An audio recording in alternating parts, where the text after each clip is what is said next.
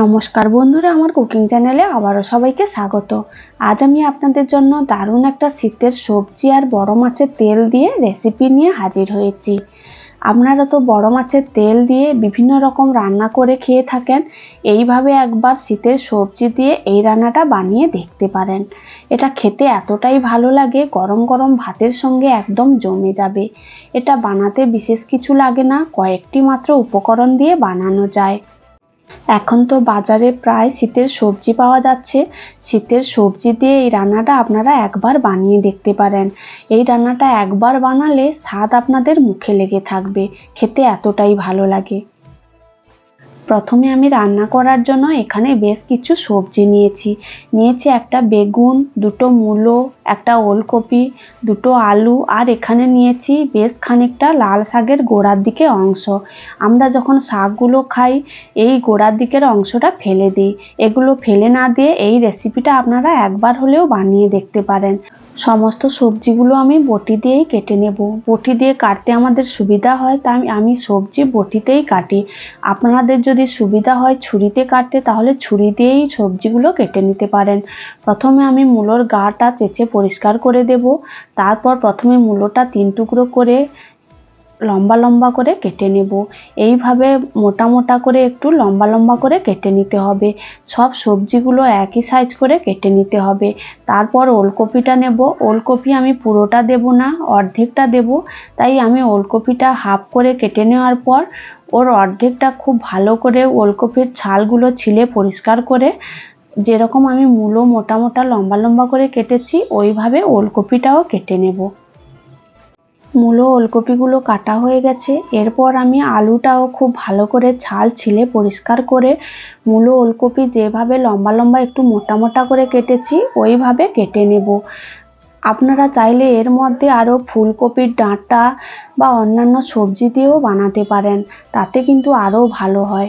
তারপর আমি আলু কাটা হয়ে গেলে বেগুনটাও এইভাবে অল্প একটু মোটা মোটা আর লম্বা লম্বা করে কেটে নেব।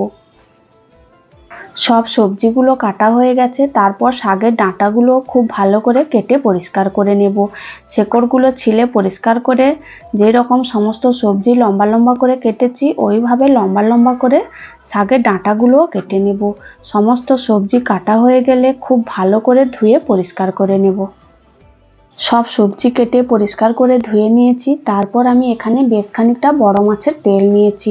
মাছের তেলের মধ্যে যে লম্বা লম্বা নালি থাকে ওগুলো খুব ভালো করে বাদ দিয়ে পরিষ্কার করে ধুয়ে নিয়েছি। তারপর এর মধ্যে দিয়ে দেব পরিমাণ মতো হলুদ, লবণ আর অল্প একটু পাতিলেবুর রস।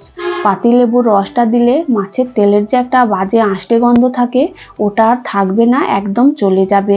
লেবুর রস, লবণ, হলুদ মাখিয়ে মাছের তেলটা 10 মিনিটের মতো রেখে দেব।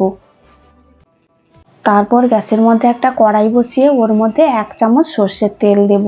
তেলটা একদম বেশি দেব না, মাছের যে তেলটা আছে ওর মধ্যে অনেকটাই চর্বি আছে, ওটা গলে অনেকটাই তেল বেরিয়ে যাবে, রান্নাটা একদম তেলতেলে হয়ে যাবে। তাই অল্প একটু তেল দিতে হবে। আপনারা যদি সাদা তেল দিয়ে এই রান্নাটা করেন তাহলেও অল্প একটুই তেল দেবেন। তারপর মাছের তেলটা এর মধ্যে দিয়ে দেব। দিয়ে 1 মিনিটের মতো ভেজে নেওয়ার পর এর থেকে অনেকটাই তেল বেরিয়ে গেছে। ফোড়নে দিয়ে দেব অল্প একটু 5 ফোড়ন। 5 ফোড়নটা দিয়ে 1 মিনিটের মতো ভেজে নেওয়ার পর ওর মধ্যে দিয়ে দেব বেশ খানিকটা গ্রেট করা রসুন, আর দিয়ে দেব কয়েকটা চেরা কাঁচা লঙ্কা, একটা পেঁয়াজ আমি সরু সরু করে কুচি করে রেখেছিলাম, পেঁয়াজ কুচি, বেশ খানিকটা টমেটো কুচি। সব কিছুই একসঙ্গে দিয়ে দেব। দিয়ে মাছের তেলের সঙ্গে 5 থেকে 6 মিনিট খুব ভালো করে ভেজে নেব। মাছের তেলের সঙ্গে রসুন, পেঁয়াজ, লঙ্কা আর টমেটো খুব ভালো করে ভেজে নিয়েছি। মাছের তেল থেকে অনেকটাই তেল ছেড়ে এসেছে। এরপর এর মধ্যে দিয়ে দেব পরিমাণ মতো হলুদ গুঁড়ো আর কিছুটা দিয়ে দেব লঙ্কার গুঁড়ো। দিয়ে 1 থেকে 2 মিনিট আবারও ভালো করে সব মশলা কষিয়ে নেব। তারপর যে সবজিগুলো কেটে রেখেছিলাম সেগুলো এর মধ্যে দিয়ে দেব, আর দিয়ে দেব স্বাদ মতো লবণ। দিয়ে সব কিছু খুব ভালো করে 2 মিনিটের মতো মিশিয়ে নেওয়ার পর একটা ঢাকনা দিয়ে একদম লো টু মিডিয়াম আঁচে 2 থেকে 3 মিনিট রান্না করে নেব। 2 থেকে 3 মিনিট পর ঢাকনাটা খুলে সবজিগুলো খুব ভালো করে মিশিয়ে নিতে হবে। সবজিগুলো যেন না পুড়ে যায়, খুব ভালো করে মিশিয়ে আবারও ঢাকনা দিয়ে এইভাবে 2 থেকে 3 মিনিট রান্না করে নেব। এইভাবে ঢাকনা দিয়ে দিয়ে মোট 5 থেকে 6 মিনিট খুব ভালো করে রান্না করে নিতে হবে, যতক্ষণ না পর্যন্ত সবজিগুলো একদম ভাজা ভাজা হয়ে আসছে আর সবজিগুলো প্রায় সেদ্ধ হয়ে আসছে। ততক্ষণ পর্যন্ত খুব ভালো করে ঢাকনা দিয়ে দিয়ে আমাদের রান্নাটা করে নিতে হবে। সবজিগুলো আপনারা চাইলে আগে ভেজেও এর মধ্যে দিতে পারেন, কিন্তু এই রকম রান্নাটা করলে খুব তাড়াতাড়ি রান্নাটাও হয়ে যাবে, খেতেও কিন্তু খুবই ভালো লাগবে। তারপর এইভাবে 5 থেকে 6 মিনিট ঢাকনা দিয়ে দিয়ে খুব ভালো করে রান্নাটা করে নিয়েছি। সবজিগুলো একদম সেদ্ধ হয়ে এসেছে আর সবজিগুলো ভাজা ভাজা হয়ে গেছে। তারপর এর মধ্যে দিয়ে দেব 1.5 চামচের মতো সর্ষে কাঁচা লঙ্কা বাটা দিয়ে খুব ভালো করে সবজির সঙ্গে মিশিয়ে নেব 1 মিনিটের মতো। তারপর এর মধ্যে অল্প একটু জল দিয়ে ঢাকনা দিয়ে লো টু মিডিয়াম আঁচে আরও 5 থেকে 6 মিনিট রান্নাটা করে নেব।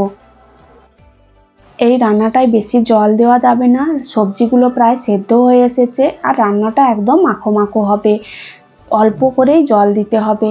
5 থেকে 6 মিনিট পর ঢাকনাটা খুলে সবজিগুলো একদম সেদ্ধ হয়ে গেছে। তারপর খুব ভালো করে মিশিয়ে নেব।